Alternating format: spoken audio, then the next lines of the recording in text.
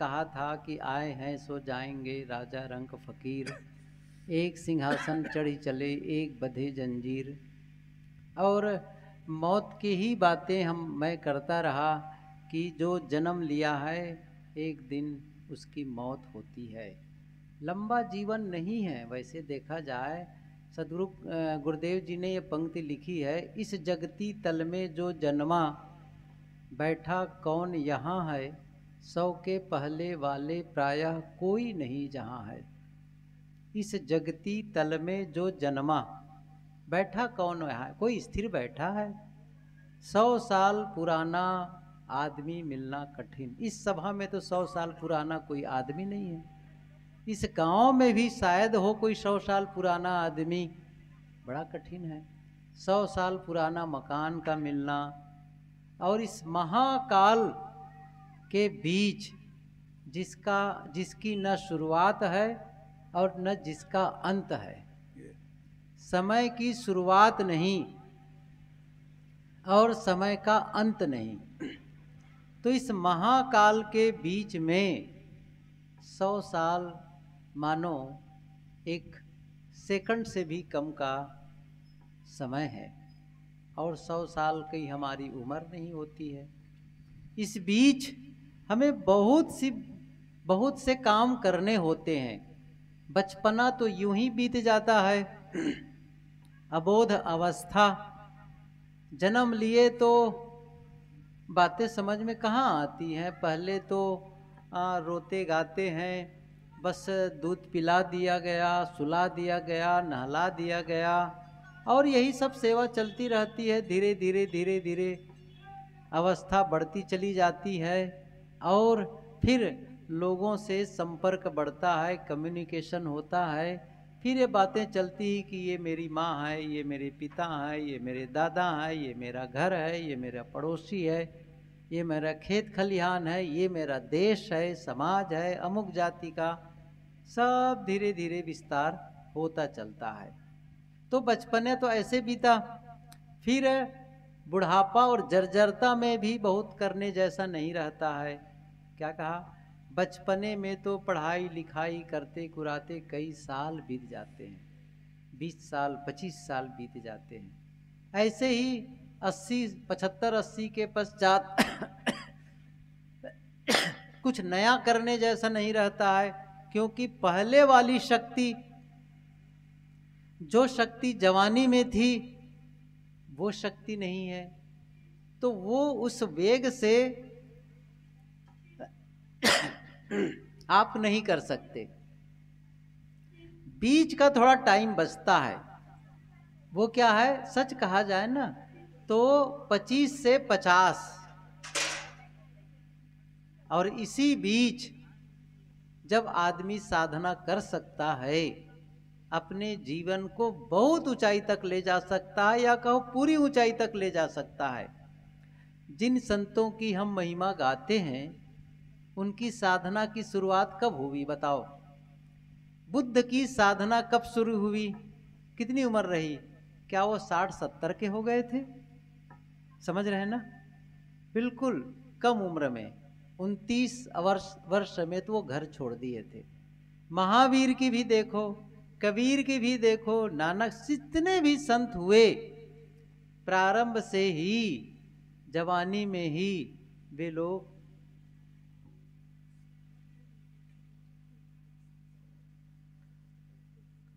क्या करें।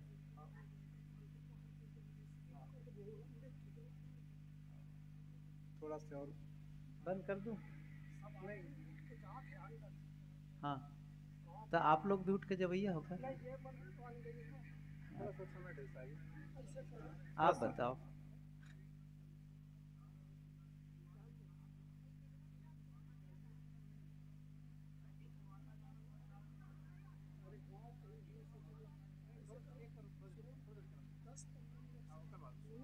हमें सुनत हो, बता दो।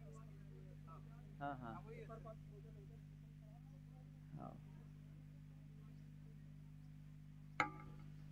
ये कार्यक्रम 10 मिनट और चलेगा, उसके बाद में फिर आप लोग जिसको गांव वाले हैं जा सकते हैं। ठीक है ना, 10 मिनट और। बोलिए सदगुरुदेव की जय।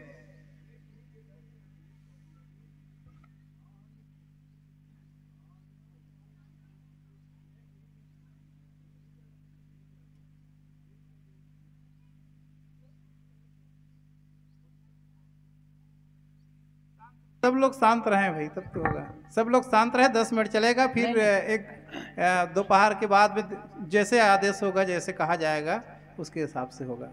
बोलिए सदगुरुदेव की जय। दूसरा सत्र चलेगा, सब लोग बढ़िया से बैठ लेना और कथा सुन लेना। कुछ ट्रेजेडी होती ही है, कुछ ऐसी घटनाएं घटती हैं जिसमें कार्यक्रम स्थगित करना हो जाता है, कोई बात नहीं है। लेकिन हम लोग जो चर्चा, यही तो मैं कह रहा हूँ यही तो कह रहा हूँ, दुनिया की घटना घटती रहती है। जन्म होता है तो हर्षोल्लास, है ना। किसी के घर बेटा पैदा हुआ तो पहले के ज़माने में थाली बजाई जाती थी, अब तो पटाखा फोड़ते हैं। मैं ही छत्तीसगढ़ में ही जाना, कुछ लोग बताने लगे कि जब बेटी पैदा हो गई तो एक पटाखा फूटा तो समझ लो बेटी, अच्छा 2 फूटा तो बेटा। अच्छा, मैंने कहा गजब भाई, ये तो संकेत मैं तो समझा ही नहीं था, कभी जाने नहीं इस चीज़ को। तो हर्ष, और जब किसी का शरीर का अंत हुआ तो शोक, दुख। इस हर्ष शोक से भी ऊपर उठने का एक रास्ता है, क्योंकि वह भी समय बीत जाता है, हर्ष वाला और शोक वाला भी समय बीत जाता है। बहुत सी घटनाएं घटती हैं जीवन में, परिवार में, और धीरे धीरे धीरे धीरे धीरे सब विलीन होता चला जाता है, सामान्य होता चला जाता है। और किसी की अनुपस्थिति से, किसी के चले जाने से यह संसार का काम रुकता नहीं। प्रधानमंत्री जो वर्तमान में थे, उनका भी अचानक हार्ट अटैक हुआ, हत्या हुई, और फिर भी देश चल रहा है। घर के मालिक का शरीर छूट जाता है, घर का वह आदमी जो बिल्कुल काम करने वाला, पूरे घर का स्तंभ, पूरे घर का वह कारोबार करने वाला, उन्हीं पर पूरा घर डिपेंड, अचानक उनका शरीर छूट गया। अब स्थिति कैसी होती। गुरुदेव जी एक उदाहरण बताया करते थे। एक गांव था, एक चपरासी स्कूल का, वो उम्र ज़्यादा नहीं रही, 20-25 साल की रही होगी। उनकी शादी हो गई थी और एक छोटा सा बच्चा था, बहुत नन्हा सा, थोड़े दिन पहले ही जन्म हुआ था। तो हमें क्या हुआ था कि अचानक उनका शरीर छूट गया, मर गया वो चपरासी। पूरे गांव में हाहाकार मच गया, चपरासी मर गया स्कूल का। और उसकी पत्नी अभी भी शादी होकर के आई है, बच्चा है एक, और उसका कोई आधार नहीं। जो कुछ उसको सरकार की ओर से तनख्वाह मिलती, इसी से इसका जीवन चलता था। पत्नी क्या करेगी, नहीं है बिल्कुल अभी, और छोटा सा बच्चा है। बहुत ही लोग परेशान, और कैसे होगा उसका जीवन का। तब गुरुदेव जी बताते थे हुआ क्या। अब किसी भांति उनको संस्कार अंत्येष्टि करके उनके बारे में कार्यक्रम संपन्न कर दिए गांव के लोग मिल करके। और फिर उस चपरासी की जगह पर स्कूल में उसकी पत्नी को नियुक्ति मिल गई, कहते हैं ना अनुकंपा नियुक्ति, उसको नियुक्ति मिल गई।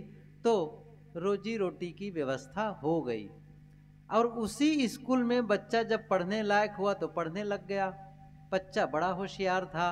तो गांव का जो मुखिया था उसने उनसे आकर कहा, अर्थात चपरासी की पत्नी से, या कहो छोटे बच्चे की माँ से, ये काम करो, ये बच्चा बड़ा मेधावी है, बड़ा होशियार है, इस बच्चे को मुझे दे दो। और मुझे दे दो इसका मतलब नहीं है मैं इसे पढ़ा लिखा करके योग्य बना करके फिर तुम्हें दे दूंगा, क्योंकि तुम अब इतना तो पढ़ा नहीं पाओगी, वो मेरे जिम्मे है, इसको शिक्षा देना।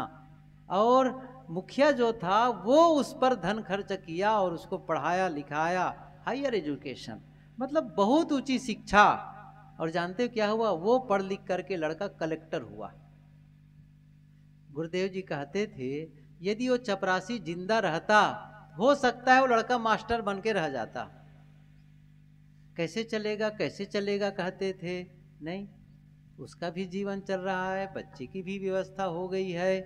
तो ये जो मन में भय बनता है और ये जो मन में आतंक आ जाता है कि किसी के नहीं रहने पर, देखो कोई चाहता थोड़ी हो कि संबंध खत्म हो, कोई नहीं चाहता, लेकिन प्रकृति के नियम को भी तो देखो।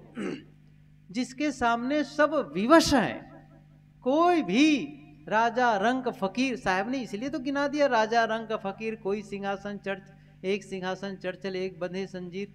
मतलब चाहे जितने बड़े पद में हो, चाहे कोई विश्वपति ही क्यों न हो, और बहुत बड़ा विद्वान हो, या कहो बहुत बड़े संत हो, देखो सबके बारे में देखो।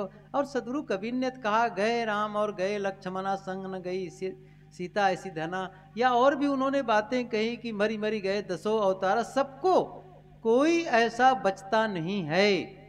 नियम है, जन्म लेने वाले का अंत होता है, मृत्यु होती है, ये नियम है। तो हम सबका भी नंबर लगने वाला है, ये पता चले, ये संबंध है। साहब ने कहा है तो संबंध है, तो कैसे करिए। एक पंक्ति कबीर साहब की कहा कि मैं बंद करूं। साहब ने ये बात कही है कहो तो है, नहीं नहीं कहा न जाई, हाँ नाही के बीच में साहेब रहा समाई। साहब कहते हैं है, ये मेरा मकान है, ये मेरी गाड़ी है, मेरे परिवार है, मेरे बच्चे हैं, ये मेरा खेत है, ये मेरा ऑफिस है, ये मेरे मित्र हैं, सब है करते हैं। साहब कहते हैं है कहो तो है नहीं। जिसको अपना कह रहे हो, है कह रहे हो, वो वस्तुतः है नहीं। क्यों नहीं ये कह रहे हो, है नहीं कहते हो? क्योंकि जैसा आप अपना इसको मार रहे हो, ये मेरा है। साहब की पंक्ति याद करो, गुरुदेव जी की, वो हृदय के गीत में लिखे हैं, मेरा है मेरा ऐसा मूड जन्म भर करता, एक दिन मिट्टी के नीचे वह पड़ा पड़ा है सड़ता। ये ध्यान रखो, हम में से सभी लोग लगभग किसी की अंत्येष्टि में गए होंगे, किसी को आग दिए होंगे, किसी को मिट्टी दिए होंगे, लेकिन एक बात तय है, हमको भी मिट्टी देने वाले और आग में जलाने वाले पैदा हो चुके हैं। एक दिन नंबर लगने वाला है। तो फिर ये जो है कह रहे हैं ना, पहले भी आपके दादा बाबा पर पाजा वो भी है कहते थे। कहाँ है उनका है गया? सब तो गया वो, न वो रह गए न उनका रह गया, सब सपना। गुरुदेव जी के बारे में सब जानते, सदगुरु अभिलाष साहब जी के बारे में भक्त लोग पूरे यहाँ गांव में आए थे, और बहुत से लोग तो उनसे बातचीत किए हैं, उनके विचार सुने हैं, उनके ग्रंथ पढ़े हुए हैं। जब उनका शरीर छूटा तो क्या हम लोगों को कैसा लगा होगा बताओ? और उस समय लगता भी नहीं था कि शरीर, क्योंकि जिस तारीख को शरीर छूटा गुरुदेव जी का, 25 और 26 की रात, 25 तारीख की रात और 26 समझ लो, 26 सितंबर की बात है। तो 25 तारीख को रात में 8, साढ़े 8, 9 बजे लगभग हमसे बात हुई थी, मेरे से बात हुई थी साहब जी, मैंने बात की थी गुरुदेव जी की फ़ोन से, जहाँ था वहीं से फ़ोन से बातें हुई थी। और उसी रात को रात में सोए, और साहब ने अच्छी बातें की थी, बहुत अच्छी। कार्यक्रम था उधर खैरागढ़ तरफ, किसी विधायक ने रखा था, और साहब की आने की बात थी। गुरुदेव जी ने कहा, बेटा मैं कार्यक्रम में नहीं आऊँगा क्योंकि थोड़ा पीठ में दर्द है, और ऐसी स्थिति में यात्रा करना ठीक नहीं है, तुम लोग चले जाना, उस कार्यक्रम को संपन्न करके आना। और पहले भी मैं लौटने वाला था, साहब रोक दी, तुम मत आना अभी छत्तीसगढ़ से, क्योंकि मैं खुद छत्तीसगढ़ आने वाला हूँ, तो वहीं मिल लेना। तो रह गया, रात में बात हुई, और फिर अगली सुबह जब मैं शौचालय में था, मेरे फ़ोन की घंटी बजने लगी। मैंने कहा इतनी सुबह कौन फ़ोन कर रहा है? हाथ धो करके देखा तो आश्रम से हमारे एक संत का फ़ोन था। मैंने फ़ोन कॉल बैक किया तो रोने लगे, क्या बात है? बहुत साहब की तबीयत खराब है, और बाद में पता चला उनका शरीर का अंत हो गया। अब उस समय समझ रहे हो, कल बात हुई है, ऐसा लगता ही नहीं था कि शरीर छूट जाएगा। पूरा हाहाकार समाज में, जिसने भी सुना उसको विश्वास नहीं हुआ। लेकिन फिर भी उनका आशीर्वाद, उनका स्नेह और भक्तों का सहयोग मिला, समाज अभी भी चल रहा है। अभी भी गतिमान है, उनका संदेश अभी भी पहुंचाया जा रहा है। मेरा मतलब है कि देश के मालिक, घर के मालिक, समाज का अगुआ, सबका अंत होता है।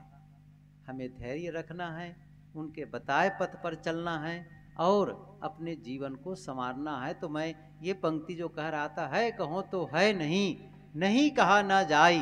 साहब कहते नहीं भी कैसे कैसे बनेगा, अभी भूख लगी है, जाके भोजन के लिए मांग, भोजन चाहिए मुझे। आप कहेंगे कि साहब अभी तो है नहीं कह रहे थे, कुछ नहीं है, अब कैसे भोजन की ज़रूरत है? तो वो भी नहीं झुठलाया जा सकता।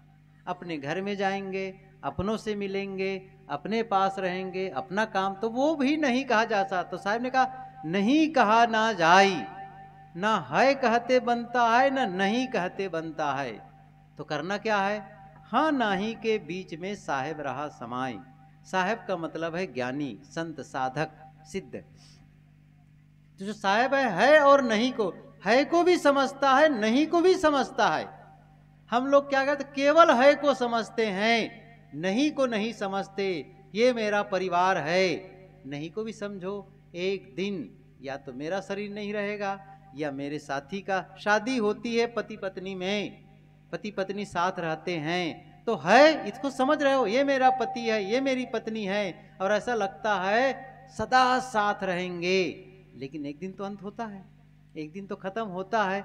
लेकिन उस दिन बहुत दुख क्यों होता है? क्योंकि उसने ये मन में नहीं बसाया था कि एक दिन शरीर छूटने वाला है, एक दिन संबंध का अंत होने वाला है। और जिसके मन में ये रहे कि ये जो संबंध है एक दिन खत्म हो जाएगा, और इसको मन में बैठाए रखेंगे, तो जो दुख उस समय होता है वह दुख उतना नहीं होगा जितना हो रहा है, कम होगा। ऐसा नहीं कि नहीं होगा, तकलीफ नहीं रोएंगे, वो होगा, लेकिन उस इंटेंसिटी जो हो रही है वो उस स्थिति नहीं बनेगी।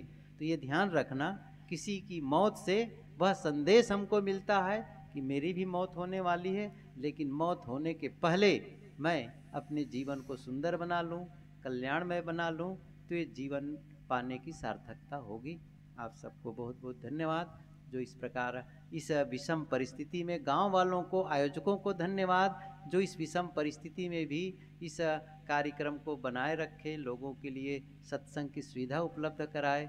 इस समय मैं वाणी को विराम लेता हूँ। दूसरे सत्र में जब भी अवसर मिलेगा हम फिर से बैठेंगे और सत्संग को विधिवत संपन्न करेंगे। ठीक है, सबको साहेब बंद।